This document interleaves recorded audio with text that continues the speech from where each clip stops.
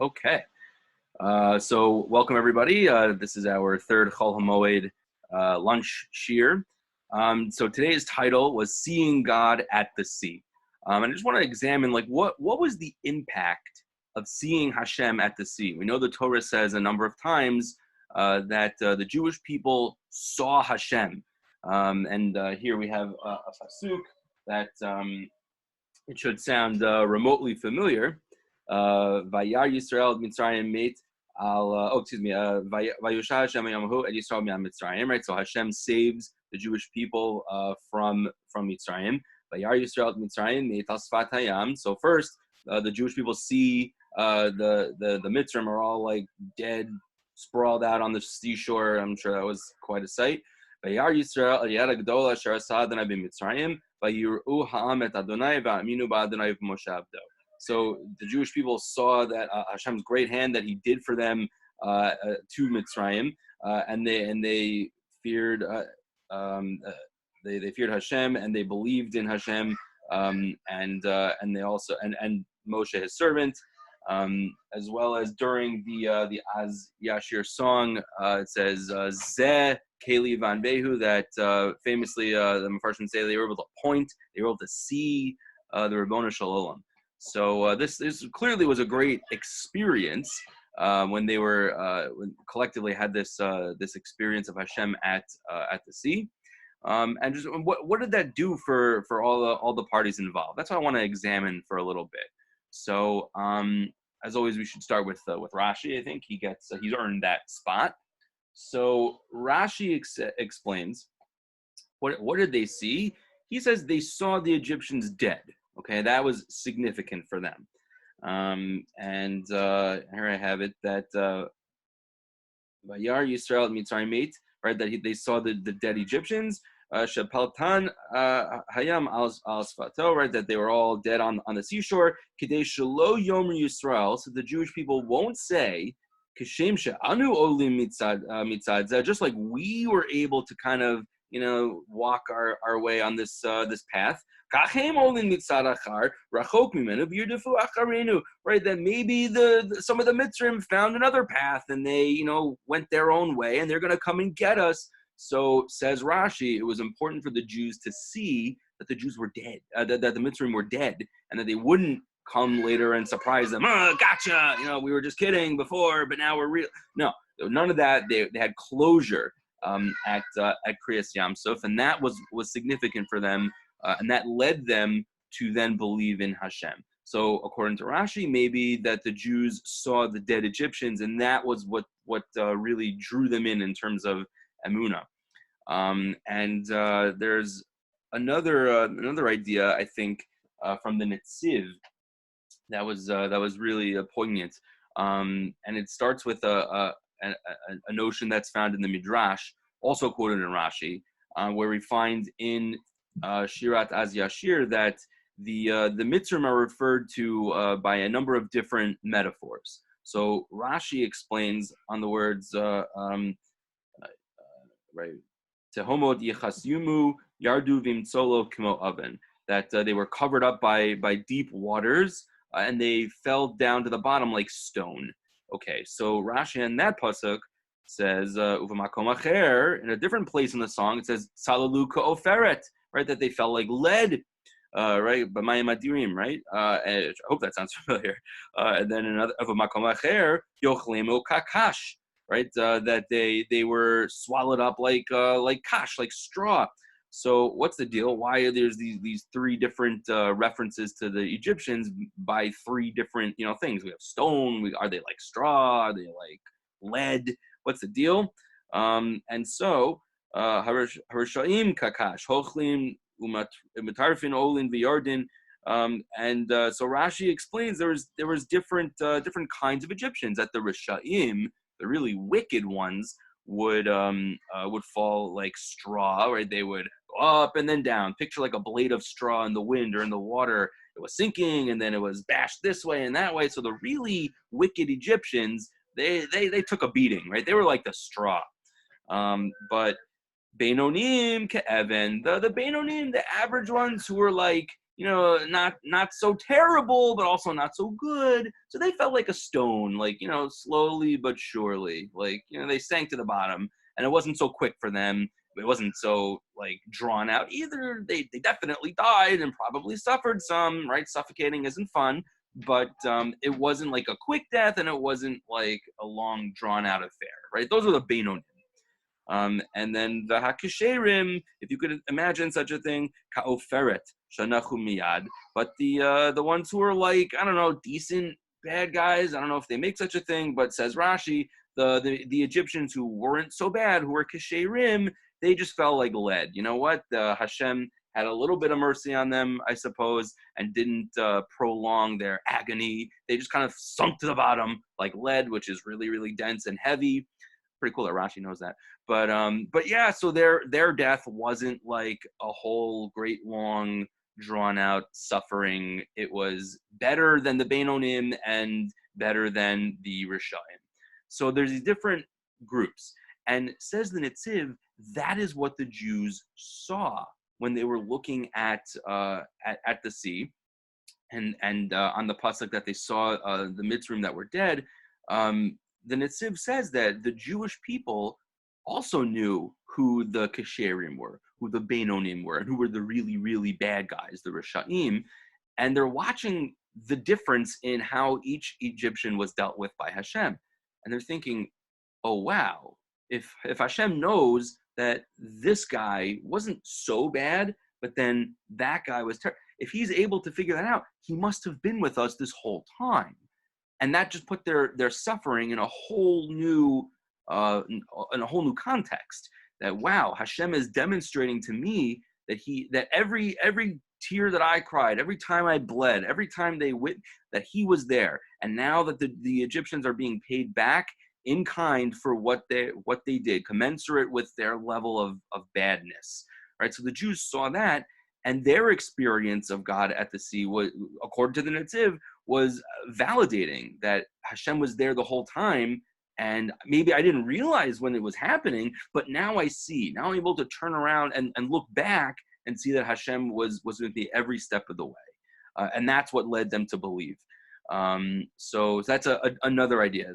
So Rashi says that they had closure at the sea, and that's what led them to see Hashem. And then the Netziv says the experience not just gave them closure, but it gave them validation that that Hashem was there with them every step of the way, and that was helpful to their emunah. So that's for the Jewish people. But there's somebody else that saw God at the sea, and interestingly, that is Paro himself. So if you look at the Baal Haturim, on the pasuk, Vayaminu Bahashem Uvamoshe Avdo, he makes an interesting connection. He says that Vayaminu, that word appears 2 times in Tanakh, and Vayaminu Bahashem right here, but also Vayaminu Anshe Ninve Be'Elohim. So he jumps all the way into Sefer Yonah, and he says that's the other time that we find this word Vayaminu, and they believed, and it comes up in the context of Ninveh. And here he quotes the Midrash, Kedita b'Midrash in Pirkei Rabbi Eliezer, right? It says Lo nishar bahem ad echad. So the pasuk in Parshat B'Shalach we just read right before Kriyas Yamsuf. It says that all the Egyptians were caught up in the sea. Right? Everyone who was chasing them was in the water. Lo nishar bahem ad echad. So the Torah said that none of them were left, not even one. And the term ad echad is interesting because that, like, Pashup Pshat, it means that not a single one was left. But the word ad means until. So you could say ad velo ad bechlal, up into and not including one, right? And who was that one? Says the Baal Haturim, quoting a Midrash, that was Paro. That Paro survived the whole thing at the sea. And he lived to tell the tale. And here he is in Nineveh. I guess, like, if you're some biblical age king who was just overthrown in miraculous and spectacular fashion, probably your occupational prospects are very limited.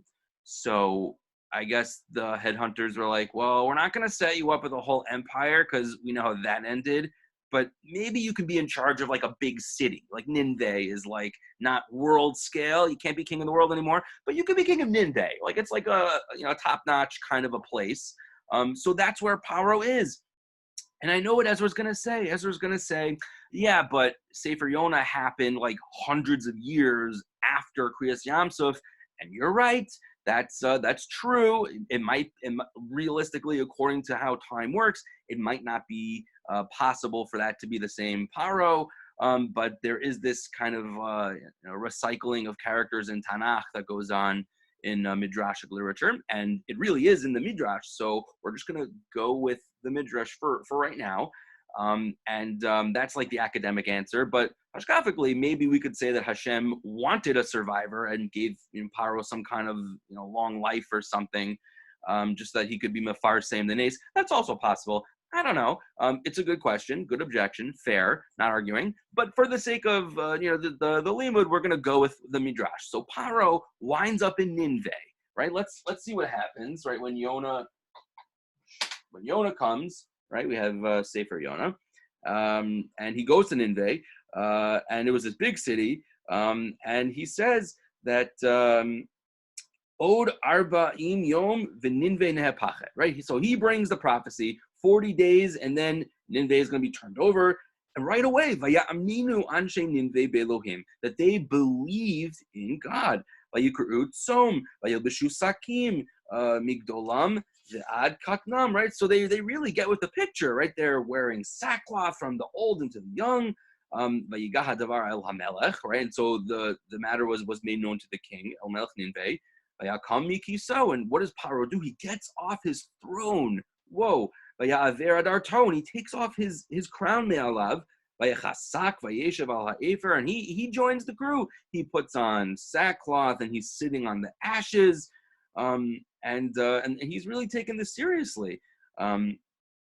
So the Midrash actually adds an interesting detail, which is why I'm bringing this up. This isn't just to show that Paro survived and maybe did tshuva, but just bear with me one second.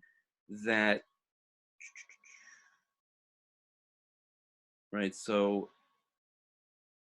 Paro remembered what happened in Mitzrayim al Hayam. That's the end of the quote from the Baal HaTurim. But if you look in Pirkei Rabbi Eliezer, it goes further than that. I'm just gonna look over here. I have Safari open because I don't have the Pirkei Rabbi Eliezer. Sorry.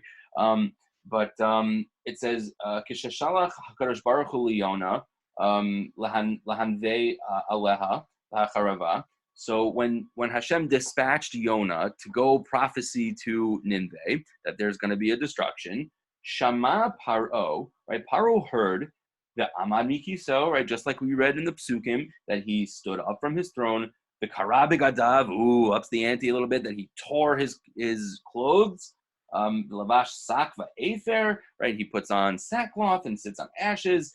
The hechuriz b'chol amo sheyatzumu kol ha'am shnei yamim. Okay, so now we're getting into nice midrashic, juicy details, right? He decrees that everyone has to fast for 2 days. Wow, this is really from of Paro. The chol mi sheyaseh et hadvarim ha'elu halalu yisrof ba'esh. So the Midrash had said like a whole laundry list of bad things that the people in Nineveh were doing. So Paro says, guess what? Now you're going to pay for those crimes, and he burns them all in fire. Like, wow, this is getting a little extreme. Ma'asa. And then what does he do? This is incredible. Ha'emid anashim mitzad echad. He takes all the guys, the men, puts them on one side. The hanashim mitzad acher. And he takes the women and puts them on another side. The whole behema tehora mitzad echad, and all the kosher, like pure animals, he separates them too. The hayiladim haroim et imotehem, and the children are on a different mitzad acher hayiladim, right? And they're looking at their mommies, and they're like, oh no, we're hungry, so we're gonna cry. And the mommies are looking at their children and they're like, oh my goodness, I want to feed my children, so they're crying. And what does Paro say? And Paro says, like, you Hashem, like, just, if you want us to be merciful on them, so you got to be merciful to us. Whoa, look at that. Paro sort of like pulls like this quasi Kriyat Yamsuf a little bit, where he separates everybody out. And it's like, I think the imagery is not an accident, where he survives this incredible miracle where his entire army is destroyed as the sea split and then crashed back together. And then while he's already doing all of this like tshuva type stuff, he sort of reenacts the whole thing, like to kind of, complete the thing. I honestly, I don't know what for sure the message is with that. I thought of a possible idea, and take it or leave it. I don't know, but it could be that we're talking about Paro who would say, like, I don't know who God is, and like, I created the Nile River, like I'm in charge, and so when Paro was playing God and he saw all of his people were killed in the sea, right? That was God playing God and saying, yeah, but I can do this. And God splits the sea, just like the point of all the Makot was to show that Hashem is in control of nature and his will is everything, right? So maybe here Paro is saying, you know what, like, I can't split the sea, but I'm in charge of all these people. This is what I'm in charge of. This is what I can do. I'm going to split the people because that's what I got, right? And he's kind of reenacting it that way, in a way that shows like kind of deference to God. Like, okay, you win this time. I don't need any more plagues. You win. But it's one thing is clear, that the experience of Kriyat Yamsuf stayed with Paro. So much so that he felt like he had to reenact it later on in his life when it was time, when the same thing was happening over again, that God came to him with another messenger, and this time no need for plagues. I'm going to get it right the first time, or as much as he can. He allowed that experience of Kriyat Yamsuf, of seeing God, to be transformative for him. And I think there's a distinction to make, where on the pasuk Zeh Keli Va'anvehu, Rashi quotes a midrash that says, a shivcha, a maidservant at the Yamsuf, at Kriyat Yamsuf, saw what no Nevi'im saw. They had such clear revelation of God at the Yamsuf, like even the later prophets didn't have. And the Baalei Musar say, like, okay, but they staged shvachot, right? They didn't let that experience turn into a transformative process. They looked up and they recognized, wow, this is amazing, but then they decided to go back to being shvachot. And the message for us has to be, we have to let that experience be transformative. We have to kind of, we have to process it somehow. We have to take something from our holy experiences. And I guess the reason why I was thinking about this particular revelation of Hashem, the situation we find ourselves in now, some of you may remember from what I said at Pink Day, but there's a there you go. Okay, thank you. There's a in the Drashos Haran, the Rabbeinu Nissim wrote a series of drashot, and in the 10th one, he describes that his Kehila had experienced something unprecedented for 200 years, where so many people were dying, and we now know that he was referring to the Black Plague, and he was writing to his Kehila to kind of give them some chizuk. And one of the main points that he made was, you have to look at something like this as coming from Hashem. You have to look at it and see this is a communication from God. This is God acting in the world. And he wasn't. And one of he develops this idea, and he's saying it's not bad or good, but it is. Recognize that this is HaKadosh Baruch Hu at work in our world. One of the things I said at Pink Day was just to look at an illness, like a serious illness, and to see, like, again, we're not blaming, we're not saying, some person got an illness because they did an Aveira. Like, that's not what the Ran is saying. But to recognize something as big as corona or cancer, that could be Hashem working in the world, and it's up to us to figure out, like, well, how do we interact with that? Are we gonna be, the helpers? Are we gonna try to be mechazik each other? Are we gonna do a chesed for somebody, even if it's a little difficult? Are we gonna try to take this experience and transform it into something positive as best as we can? That seems to be a good way to handle it. And certainly, from the different opinions that we've seen, that is a good mahalach. Whether you're in the Rashi camp and you get closure from seeing God at the sea, it allows you to move on, or you're in the Netziv camp that says, like, wow, this was so validating. I can see clearly that Hashem was with me every step of the way, even when I was suffering. God was there. Or Paro, even Paro, a Rasha like Paro, could leave that experience of God and say, okay, like I have to do some serious changes. And the next time this kind of a thing came up, he was ready with the right answer. It looks like so. So yeah, I think going into Yom Tov, it might be good now that we have some time. It's good to think about, like, what are we going to take from this whole experience, to recognize and say, you know what, like, for better or for worse, this is Hashem, and He's acting in the world. And what am I going to do with that? So if anybody would like to talk that through, I'd be happy to do that at a later time. I can make a Zoom session with you. Otherwise, just good food for thought. Good limud going into the Yom Tov. It's been a pleasure learning with you guys on Chol HaMoed. And yeah, if you have any questions, I'll be available. But that's the share for now.